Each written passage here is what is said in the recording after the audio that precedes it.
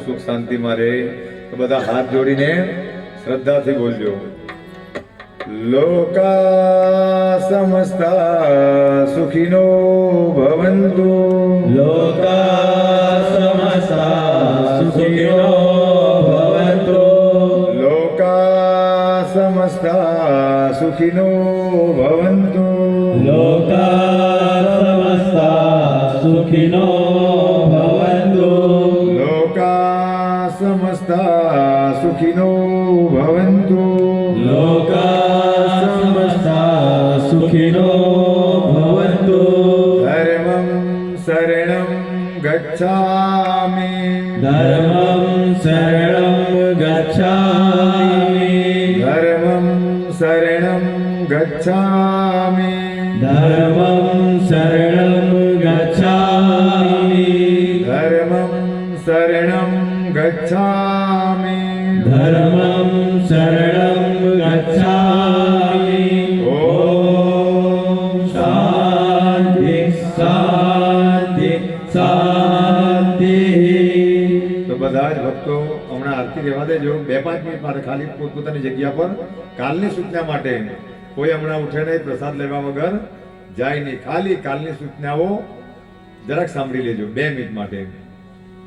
આવતીકાલે બધા મહાપ્રસાદ લઈને પછીથી પોતપોતાની જગ્યા પર અહીંયા વિષ્ણુ સહસ્ત્રનામના પાઠ 108 પહેલા જ ચાલી જાય. પણ એમ કહેવાય કે સદગુરુના ધામમાં જ્યારે સદગુરુની કથા થાય, શ્રીહરિની કથા થાય, તો ત્યારે એનું અનંત એનું પણ પુણ્ય મળે. કથા સાંભળવાનું તો પુણ્ય ખરું જ, પણ સાથે સાથે બધા વિષ્ણુ સહસ્ત્રના પાઠનું પણ તો 8 વાગ્યા પહેલા આ બધું જ થઈ જશે. એટલે બધા ભક્તો મહાપ્રસાદ લઈને અહીંયા બેસી જજો. અને પોથી તો બધા પર છે જ. 7 દિવસ સુધી આપણે આ પાઠ કરવું. કારણ કે કોઈ ઘરે રોજ નિત્ય નિપણ કરે, પણ આ પાઠશાળામાં આવીને રોજ કરે બધા, તો તેનું પરમ કલ્યાણ કહે. તો કાલે બધા સમયસર બેસી જજો. અને એમ તો વ્યાસપીઠ પરથી આજ સુધી પણ કોઈ વસ્તુને જાહેર કરેલી નથી, પણ અને આજે પણ કરવાનો નથી. કારણ કે નામો લેવાથી કામ બગડી જાય. પણ એ વિદ્યા મંદિર તરફથી, એ સ્કૂલના બાળકો તરફથી કે જે દાન આવ્યું છે 5100 રૂપિયાનું, તો એમને ખૂબ ખૂબ અભિવાદન કરીએ. નામો લેવા જાય તો કામો બગડી જાય. અને બધા તાળી પાડે, નામો લઈને તાળી પાડે એટલે ત્યાં બધું એને પ્રસિદ્ધિ મળે, પણ પુણ્ય પતી જાય. એટલા માટે આ વસ્તુને અહીંથી જો આજ સુધી સાંઈધામ હંમેશા નિયમોમાં રહેલું છે. ગમે તે થઈ જાય પણ નિયમ કોઈએ તોડવાની જરૂર ને. તો જે તે સમયે બધા પણ વિરોધ થઈ ગયેલા એ ખાલી આની માયાને લીધે. તે દિવસે પણ સાંઈધામ એકલું પણ રહેલું, પણ કોઈ પણ દિવસ પાછળ, કારણ કે સિદ્ધાંત એટલે સિદ્ધાંત. તો એમનો પરિવાર ખૂબ સુખ શાંતિમાં રહે, એમની બધી જ મનોકામનાઓ ભગવાન પરિપૂર્ણ કરે.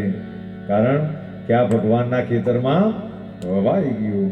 અને આજનો ભંડારો પણ એક સદભક્ત તરફથી ખૂબ ભાવ અને શ્રદ્ધાથી આપેલો, તો એમનું પણ પરમ કલ્યાણ થાય.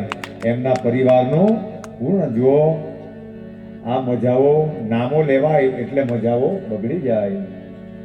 એમાં પછી એક અસંતોષ માણસોની અંદર પેદા થાય. આવું સંતો કે એટલા માટે કોઈ પણ દિવસ નામ જાહેર કરવાની જરૂર. એ તો આને આ દુનિયાની અંદર બધા જાણે કે નહીં જાણે, પણ જેના ખેતરમાં વાવ્યું છે તેને બધી જ ખબર છે. તો કાલે પણ બધા ભક્તો આવીને સમયસર પ્રસાદ લઈને પ્રભુની કથામાં બધા સમયસર બેસી જજો. તો અને આ પહેલા દિવસથી જ એટલા માટે બધાને કહી મૂકીએ કે બધાએ એ તો સાંઈ બાબાની કથામાં આવે કે જે માણસો માન અપમાનથી પર રહે, જે માણસો માન અપમાનથી પર રહે અને લાભ હાનિથી પણ પર રહે, તેને સદગુરુ પર એટલો ભરોસો રહે કે મારો સાંઈ બેહેલો છે, એ બધું જ પતાવી લે. તે કોઈ પણ દિવસ ફિકર કરતા તેને માન આપે તો પણ હું, અને અપમાન કરે તો પણ હું. એટલે કોઈક વાર સ્વાગતમાં પણ છેલ્લે દિવસે પણ આ બધી લાંબી વિધિઓને ચલાવવાના નથી. બધાને મૂળ જ્ઞાન મળવું જોઈએ. એટલા માટે આ વિધિઓને બાજુએ કરવું પડે. તો આજની કથાને અહીંયા આપણે વિરામ આપી દીધો. આરતી થઈ ગઈ તો બધા જ ભક્તો આરતી લઈને, પ્રસાદ લઈને પછીથી બધા પોતપોતાના ઘરે પ્રયાણ કરજો. અને જે કંઈ શબ્દો સાંભળ્યા, આજે તો ખાલી મંગલાચરણ હતું, પણ કાલથી આપણી કથા ચાલુ થાય. તો બધા જ ભક્તોને ઓમ સાંઈરામ, ઓમ સાંઈરામ.